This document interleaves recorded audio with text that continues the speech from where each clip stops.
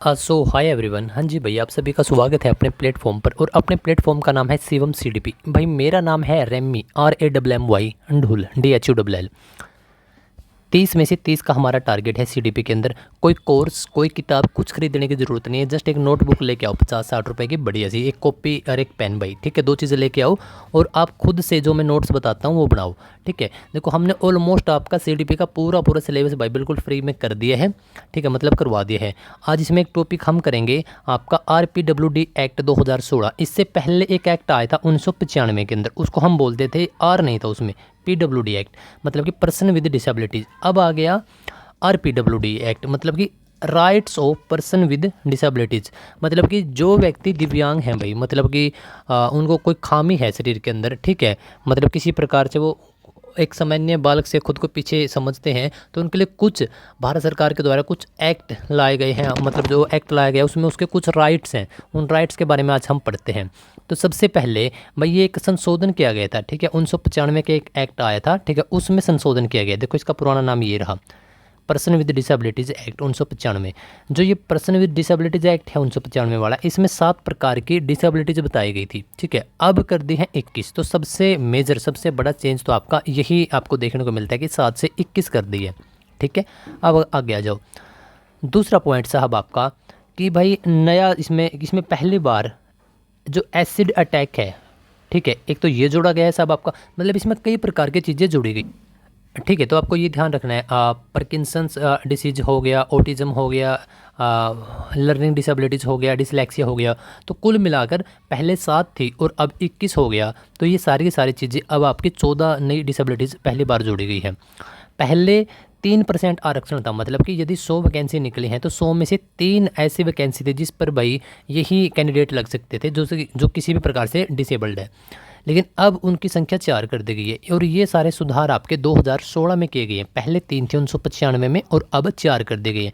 जब मैं बात करता हूँ पहले की, तो ध्यान रखिएगा, एक एक्ट था PWD एक्ट, वो आया था 1995 में, तो मैं उसके बारे में बात कर रहा हूँ। और अब जो नया आया है वो है आपका RPWD एक्ट, जो कि 2016 में आया है।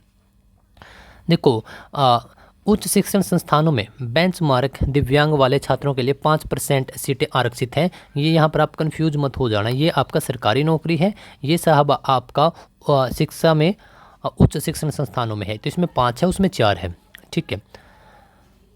6 से 18 साल तक का आपका जो बच्चा है उसके लिए बिल्कुल फ्री रहेगी, ठीक है।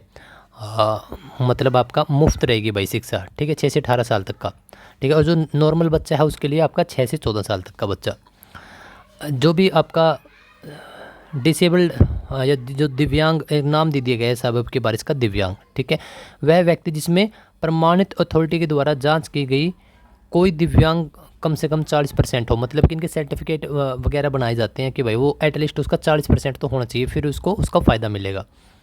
देखो कुछ ज़्यादा इसमें रटने की या फिर कुछ ज़्यादा भसड़ लेने की ज़रूरत है नहीं। अगर आप पहली बार भी आए हो तो आराम आराम से सारे के सारे लेक्चर देख लो, आसान तरीके से आप CTET, HTET, UP TET, Bihar TET, MP TET, REET Rajasthan, आप सारे के सारे क्रैक कर सकते हो, जो भी आपका दायरा है, ठीक है।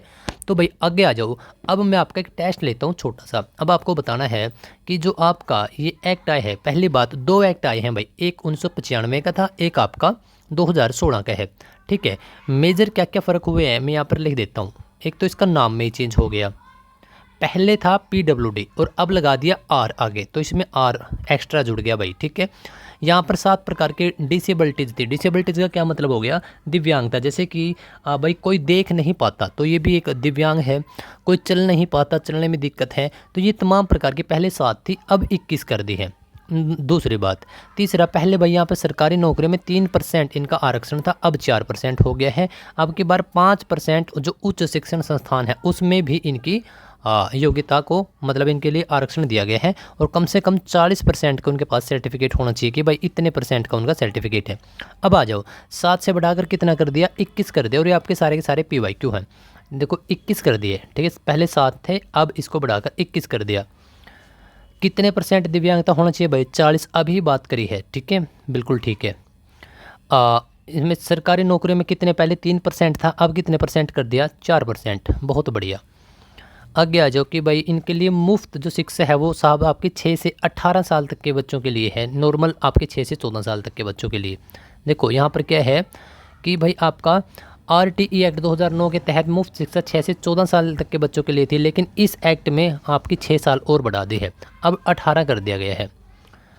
ठीक है, बस 2016 में किसको पहली बार शामिल किया गया? देखो ये तो आपको देखने पड़ेंगे, क्योंकि साथ के साथ हैं जो वो मैंने पिछली वीडियो में करवा दिए हैं, मतलब इससे जो आपका पुराना एक्ट है बस वो याद कर लो, बाकी तो अपने सारे नए के नए हैं भाई। तो ये तो आपका पुराना है, ये भी पुराना है, ये एसिड और विक्टिम बहुत बार पूछा गया है, ये आपका नया है भाई। ठीक है, 2016 में इसको जोड़ा गया, ऑप्शन सी बिल्कुल ठीक है। इंक्लूसिव एजुकेशन को बढ़ावा देने के लिए यह है अधिनियम किस पर सबसे ज़्यादा जोर देता है? दिव्यांग बच्चों के लिए अलग, देखो अलग वर्ड आए, केवल वर्ड आए, दंड किसी को देना, सारे के सारे नेगेटिव वर्ड होते हैं, हटा दिया करो। जैसे केवल आ गया, इन्हें केवल गृह शिक्षा तक नहीं भाई, किसी के साथ बिना भेदभाव के सामान्य स्कूलों में पढ़ाना, सामान्य बच्चों के साथ पढ़ाना, इसका वन एंड ओनली यही मोटिव है। यदि किसी बच्चे को पढ़ने, समझने और लिखने में समस्या आ रही है जैसे कि डिसलेक्सिया, तो RPWD एक्ट 2016 के तहत उसे किस श्रेणी में रखा जाएगा? तो भाई दिव्यांग विशिष्ट अधिगम दिव्यांग, हाँ आई थिंक इसी में रखा जाएगा। एक बार ऑप्शन देख लेते हैं और कौन कौन से हैं। ऑप्शन बी ठीक है भाई। देखो मतलब कि एक बार ध्यान से समझो कि भाई वो पढ़ नहीं पा रहा है, समझ नहीं पा रहा है, लिख नहीं पा रहा है, इसका मतलब है कि उसको लर्निंग में दिक्कत है। ठीक है, वो समझ नहीं पा रहा है ना एक्चुअल में वो। ठीक है, तो भाई आपका ही बिल्कुल ठीक था। उच्च शिक्षण संस्थानों में अभी बताया था 5%, तो आप ऑप्शन सी के साथ चले जाओगे। भाई ज़्यादा डरने की ज़रूरत है नहीं है, CDP बिल्कुल अगर आप सही तरीके से करोगे तो आपको कभी कोई प्रॉब्लम नहीं आएगी भाई। आगे आ जाओ। सुगम्य भारत अभियान, इसका संबंध इस अधिगम की किस योजना से है?